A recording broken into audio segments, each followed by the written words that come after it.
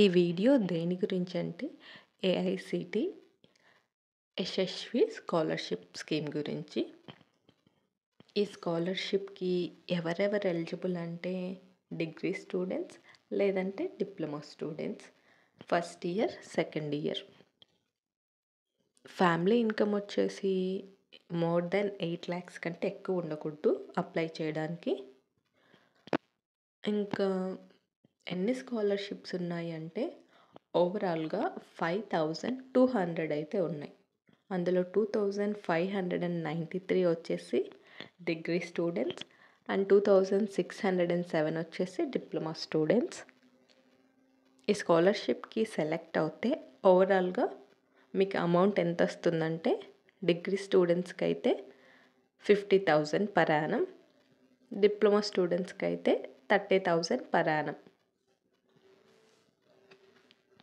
ఈ స్కాలర్షిప్కి సెలెక్ట్ అవుతే అమౌంట్ ఎలా మీకు క్రెడిట్ అవుతుందంటే అప్లై చేసేటప్పుడు బ్యాంక్ డీటెయిల్స్ ఇస్తారు, దానికి డైరెక్ట్గా క్రెడిట్ అవుతుంది. ఇంకా అప్లికేషన్ ప్రాసెస్ వచ్చేసి కింద డిస్క్రిప్షన్లో ఒక లింక్ ఇస్తాను, అది క్లిక్ చేస్తే మీకు డైరెక్ట్గా ఏఐసిటి వెబ్సైట్కి వెళ్ళొచ్చు, అప్లై చేయొచ్చు. సెలెక్షన్ ప్రాసెస్ వచ్చేసి ఎలా ఉంటుందంటే డిగ్రీ స్టూడెంట్స్కి అయితే 12th గ్రేడ్ బేస్ చేసుకొని ఉంటుంది. అలానే డిప్లొమా స్టూడెంట్స్కి అయితే 10th మార్క్స్ లేదంటే గ్రేడ్స్ని బేస్ చేసుకొని ఉంటుంది. ఇన్ కేస్ 2 స్టూడెంట్స్కి ఈక్వల్ మార్క్స్ లేదంటే ఈక్వల్ గ్రేడ్స్ వచ్చాయంటే ఎలా సాల్వ్ చేసి సెలెక్ట్ చేస్తారంటే డిగ్రీ వాళ్ళకైతే 12th కాకోకుండా 10th సెలెక్ట్ చేస్తారు. డిప్లొమాకి అయితే ఏజ్ చూస్తారనమాట. ఇందులో కూడా రిజర్వేషన్ ఉంటుంది. ఆల్రెడీ ప్రీవియస్గా అప్లై చేస్తే ఈ ఇయర్ రెన్యువల్ చేసుకోవాలన్నమాట మళ్ళీ.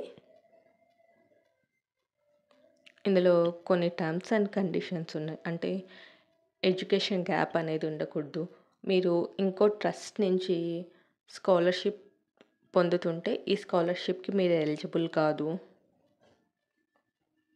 ఇంకా మన ఏపీకి వచ్చేసి 150 ఫర్ డిగ్రీ ఉన్నాయి అండ్ డిప్లొమాకి 115 ఉన్నాయన్నమాట స్కాలర్షిప్స్.